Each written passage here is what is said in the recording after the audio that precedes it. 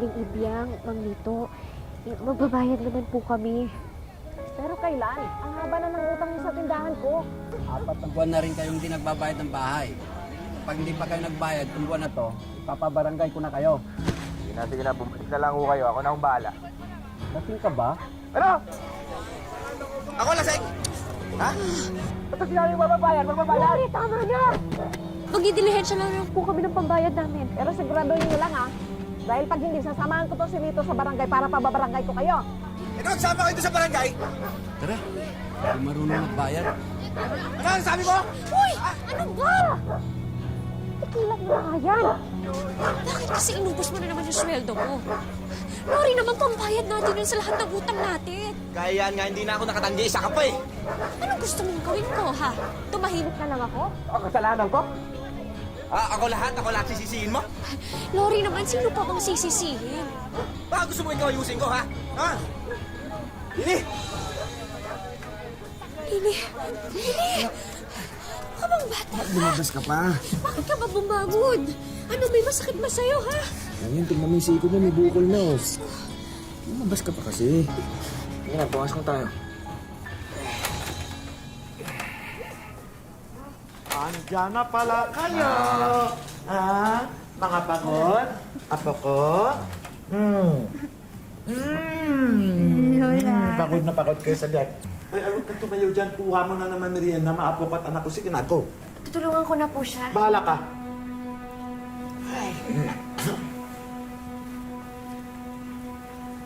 Yan talaga asawa mo. Utang alila. Kaya hindi umaasenso eh. Tingnan. Ikaw naman. Ang dami naman matitinong babae. Umahabol sa'yo noon. Ewan ko pa kung... Ma, Ay, mga bata. okay, sandali. Ito pa. Bago ko makalimutan, no? Iho, siguraduhin mo para to sa upa sa bahay. Ma! Siyempre naman, Sagot. ma. Kaya, okay. Mga apo, ikaw na kayo, ha? Hindi galit ang lola. Dali, ang merienda! Hoy, bakay sa'yo, Arlene. Yan. Bilis ang kilos, please. Lagay mo. Dito ka na kakain ng mga anak mo. Sige po. Sige na. Upo ka rin. There, go. Pag nag-asawa, kailangan daw pakisamahan din ang angkan ng ating kabiyak. Pero kung minsan, hindi makukuha lagi ang loob nila. Humahantong pa nga na habang buhay mong sisikaping ipakita sa kanilang, nararapat kang maging bahagi ng kanilang pamilya. Magandang araw po mga kapuso. Ako po si Vicky Morales at ito ang Wish Ko Lang.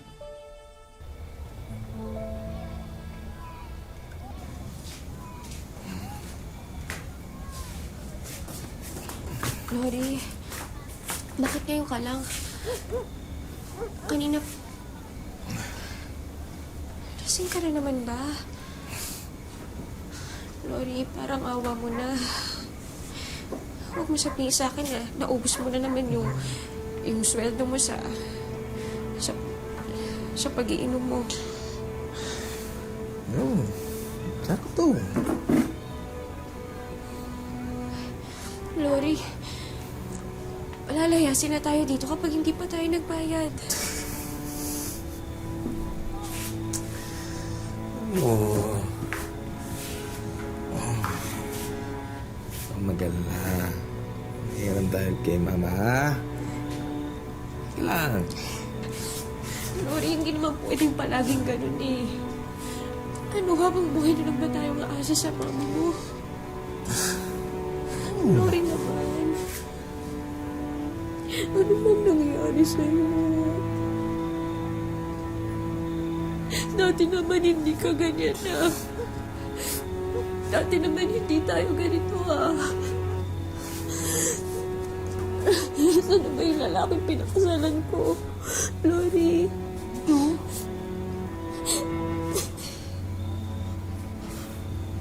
Saan? Tuloy tayo.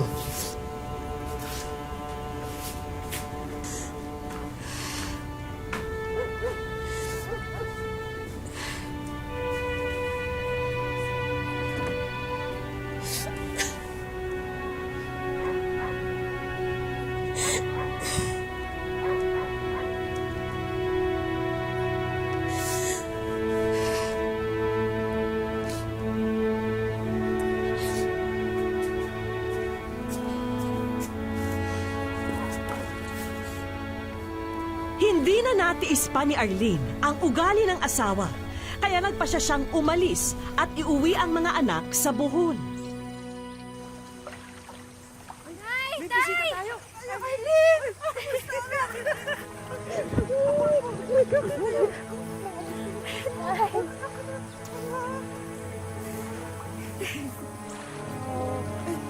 Pasok tayo. Tara, pasok tayo. Tara. Anak ko, umiyak. Huwag ka na malungkot.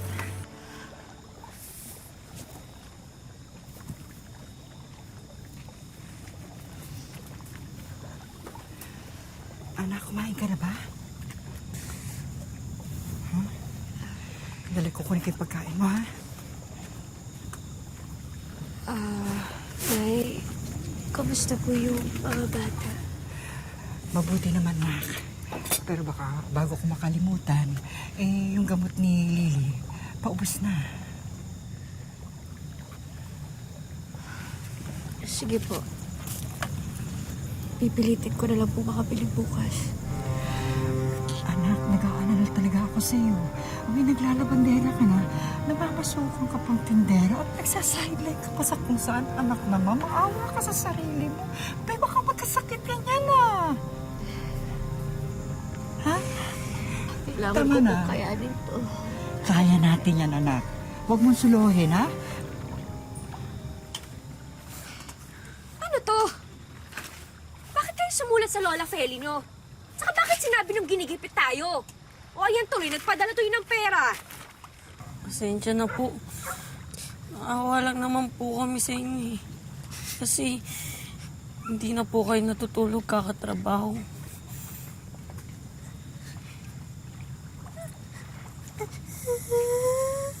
Diba?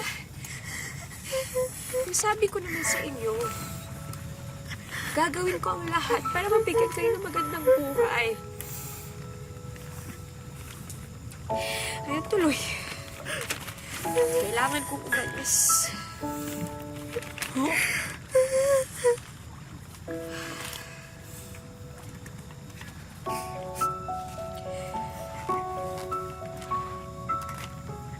Malaki ang binigay na pera ng Lola Feli niyo. Pero hindi to bigay. Sweldo to dahil kinukuha niya ako maging kasambahay niya.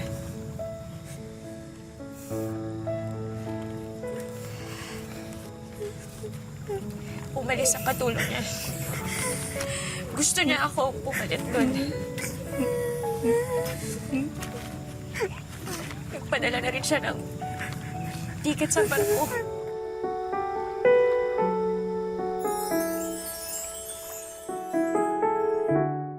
Wish ko lang.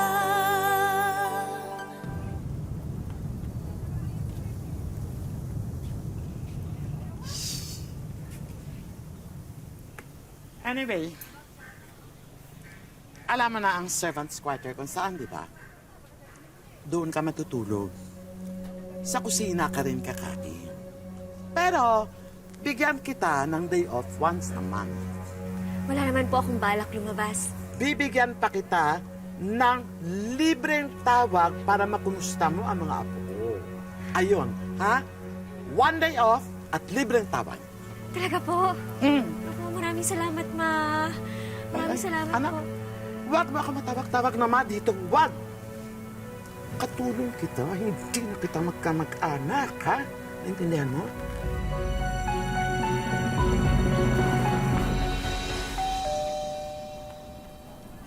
Arlene? May tao, tingnan mo kung sino. Ano ka ba? Lakad na! Hindi na pa yan eh.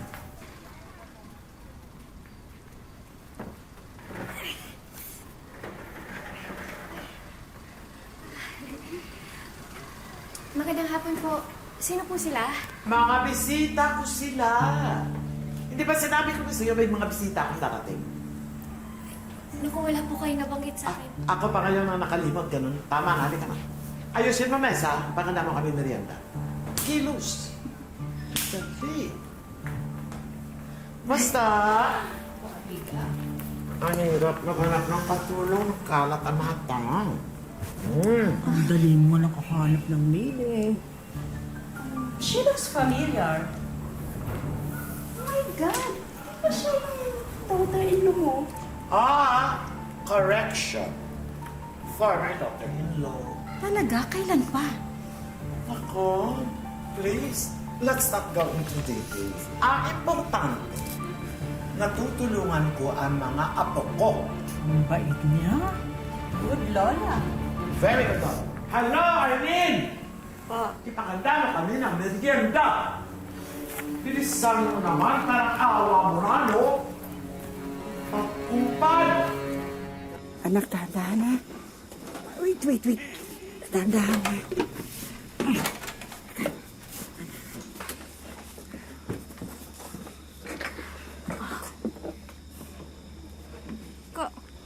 Kamusta na kaya si Mami? Okay lang siguro siya dun. Pero, iba tatawag naman siya sa linggo. Papairam naman ni Kapitan yung cellphone niya para makausap natin siya. Wala siyang kakampi dun. Baka kawawain siya. Bakit kasi? Ayaw may gusto kay Mami. Wala naman siya sakit. Paano ako? Makakawain nila ako. Lola! Lola! Lola! Sa'yo! Lola! Lola! Lola!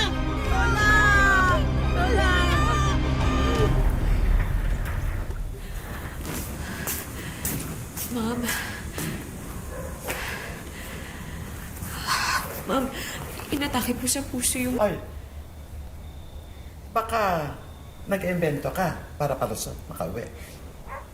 Sanay na ako sa mga katulong ko. Gumagawa ka ng kwento para makalayas. Hindi pwede. Hindi po ako nag-iimbento. Hindi ko po gagawing biro yung pagkakasakit ng nanay ko. Hindi. Kung pwede po sana payagan niyo po umuwi. At tigas ng ulo mo, hindi nga pwede. Hindi pwede. Kung uuwi ka, anong tulong magagawa mo sa kanila? Wala. As in, wala. Makinig ka. Bibigyan kita ng 5 months advance. Yun ay padala mo sa kanila. That way, matutulungan mo pamilya. Okay? Ano? Sagot! Tapos ang usapan ito.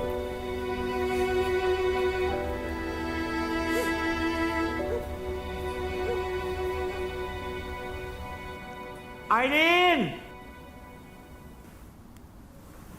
Bakit po? Hindi ba nag-promise ako sa iyo na pwede kang tumawag sa inyo once a month? Tama? May number ka na ba? Eto na. Sige na.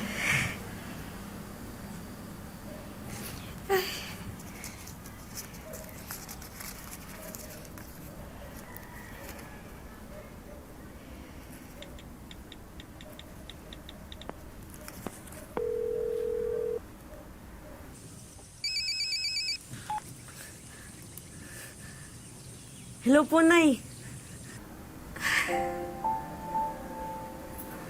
Anak, kamusta na kayo? Okay lang naman po kami, Nay. Wait lang po, ah. Si Mami.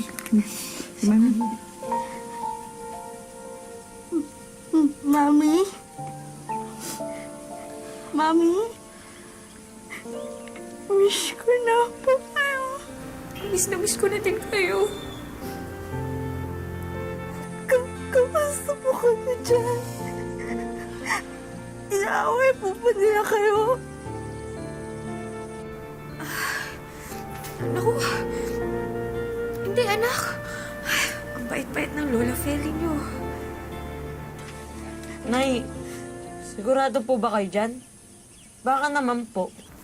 Totoy, naku, huwag kang magsasalita ng ganyan. Tandaan mo, kung wala siya, wala ang daddy niyo.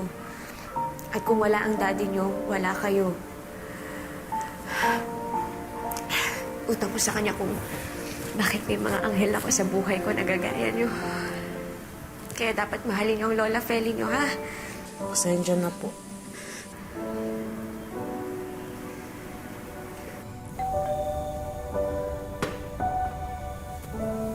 Sandali lang.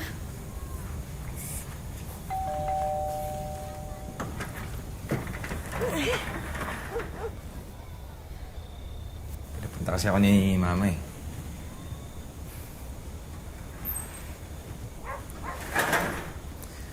Gusto ka dito? Gusto ang mga bata? Mabuti naman. Kausap ko lang isang gabi yung mga bata sa telepono. Si Mama, kumusta sa'yo? Lori?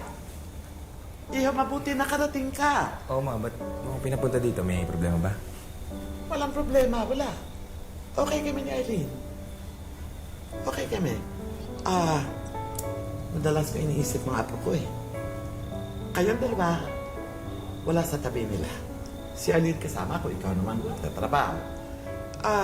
Ano kaya kung puntahan mo sila sa Bohol? Seryoso ka ba dyan, Ma?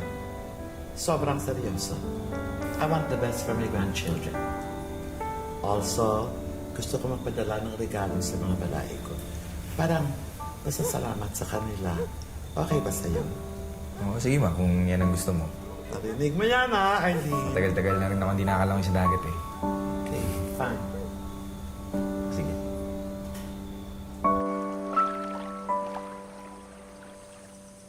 Oh, anak. Kumusta? Namiss kita. Dad! Namiss ko kayo, ha? O, kumusta? Nangingisda ka na pala. Ito, regalo ko, ha? Ganda hapon po, Nay, Tay. Pagpalain ka, Lori. Mabuti naman tinalaw mo mga bata. Oo naman po, namiss ko yung mga bata. Kumusta naman po sila dito? Ay, okay na okay. True pala, Nay. Regalo galing kay Mama. Ay, salamat anak, ha? Nay, nakapangako po pala ako kay Eileen na tatawagan ko siya pagdating ko dito. Kaya tawagan ko po muna siya. Sige, anak.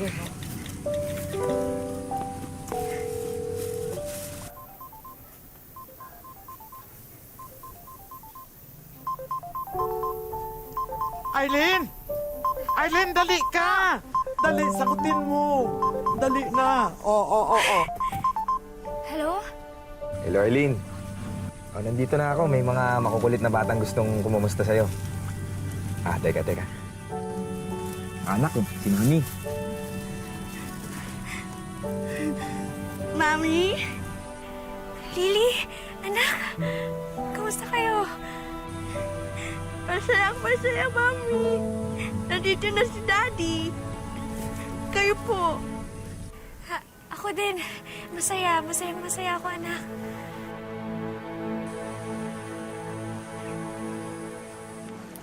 Tara na, Lori! Okay, muna na po ako, ha? Po tayo, ito na po.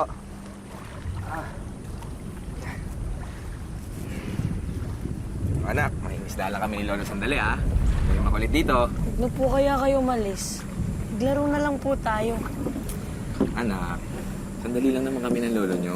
Saka nakapromise ako kay Lola Feli na uuwihan ko siya ng isda, eh. Kaya dito muna kayo, ha? Sige po. Basta mag-ingat po kayo, ah. Oo naman. Basta, Dad. Uy ka kagad, ah. Oo naman, anak. Promise? Oo, promise. Lori, huwag na nga kaya kayong pumalaot, anak. Kasi sabi sa radyo, may nabubuong bagyo. Baka abutan kayo ni tatay, anak. Nay, sandali lang naman po kami ni tatay, eh. Tsaka, yakang-yakan natin yan, di ba, tay? Approve! Sandali lang kami! Mag-iingat kayo, ha? Opo, Nay.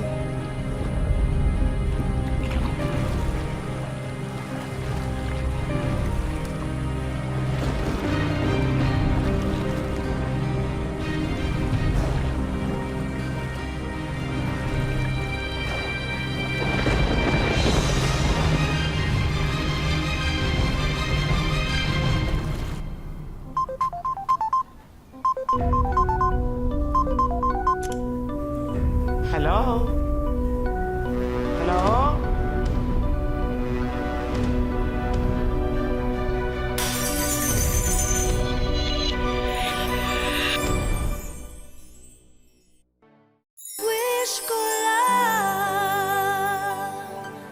Hello?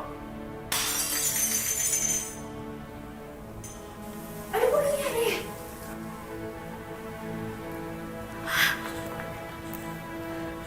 Hello? Arlene! Ang tatay mo at si Nori! Nawawala sila sa dagat, anak!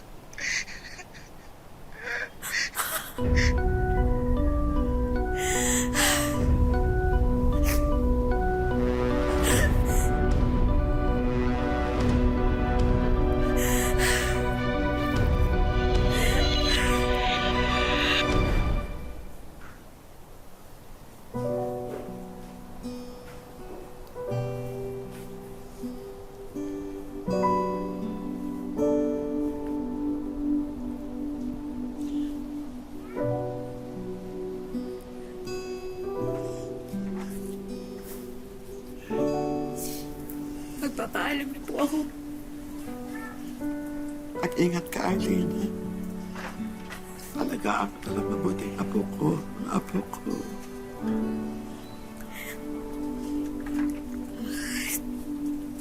Sigurado po ba kayo na kaya niyo na po? Kaya ko. May nakuha nga akong kasama. Ang importante ngayon, ang nanay mo. Nag-iisa siya. Wala ng tatay mo, di ba? Kaya. Ipagdadasal ko po na sana makita na yung katawan ni Lori. Eileen, bago ka umalis, gusto ko humingi ng tawad sa'yo. Gusto ko humingi ng patawad sa mga ginawa ko noon. Mali ako. Isa ka mabuting tao. Mabuting ina. Higit sa lahat, mabuting asawa. Mapapatawad mo ba si Mama? Mapapatawad mo ako.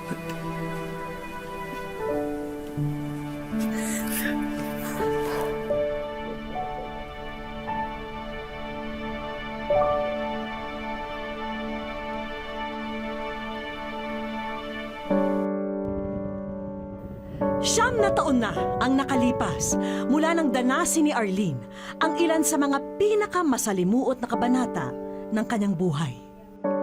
Nagpasya lamang siya na lumayo noon dahil hindi niya raw maatim na makitang kumakalam ang sikmura ng kanyang mga anak. Mahirap din dahil mawalay ka sa mga anak mo. Siyempre, mamimiss mo sila. Malayo yung Manila. Nagpasya na nga si Arlene na hindi na muli siyang lalayo para sa mga anak. Bubuhayin niya sila sa maayos na paraan na kaya niya. Hirap talaga ako noon dahil wala na akong katuwang. Tapos baga sa tipid talaga ako masyado noon dahil mabuti na lang yung mayroong tindahan doon nagpaalaga sa akin ng baboy. Mahal ko po siya. Kasi iyakan niya po akong alagaan kahit po wala ako kuminsan. Hindi raw dapat nila dinadanas ang ganitong kalagayan kung kapiling pa nila ang ama. Bagay na labis na dinadamdam ni Lily hanggang sa mga oras na ito mula nang maaksidente ang magulang sa laot. Malungkot po ako. Saka parang mababaliw po ako. Sa ngayon, tanging sa mga panalangin nakakapit si Lily. Umaasa rin siya ng tugon mula sa liham na pinadala niya sa programang alam niyang makakatulong sa kanilang mag-iina. Wala po ako na nababahan niya po yung ulat niya. Dahil ayan po na mababain ng tao. At wala po ang hulog ng Diyos para sa amin.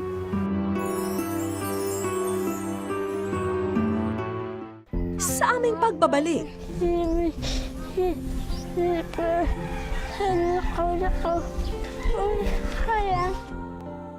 Wish ko lang.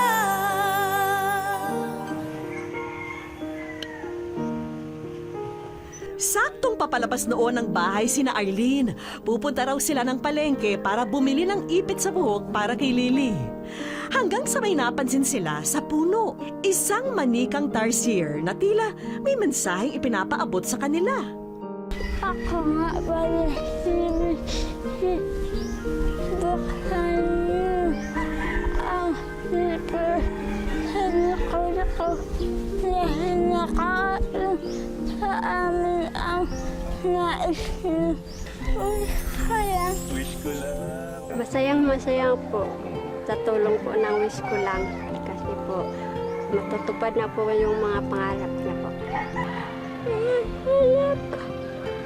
Pero nalulungkot ka pa rin.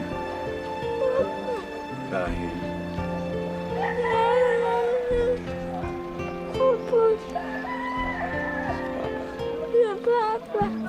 Mabuti pa itawagan na natin ang ating mga kaibigan na may mga inihandang sorpresa para sa inyo.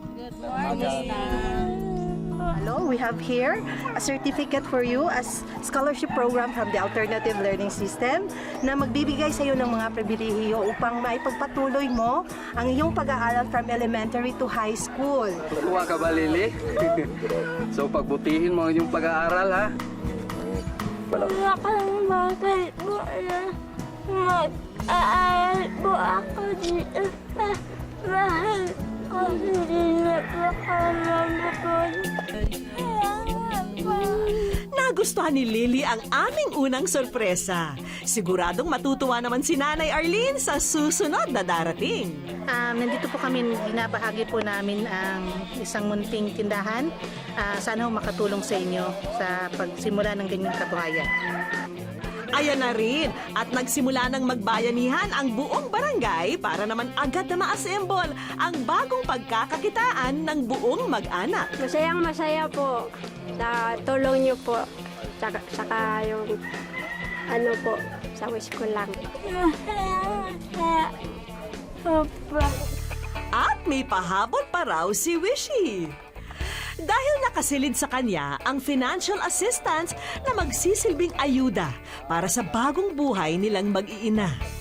Maraming salamat po sa inyong lahat. Lalo-lalo na sa wish ko lang at saka mga sponsor na pinamigay sa amin. Thank you sa lahat-lahat po. Kagaya ni Arlene, kailangan nating matutong magpatawad sa ating kapwa at maniwalang darating ang araw na mangingibabaw ang pagmamahal at pangunawa sa kanilang mga puso. Hanggang sa susunod na Sabado mga kapuso, ako po si Vicky Morales at ito ang Wish Ko Lang.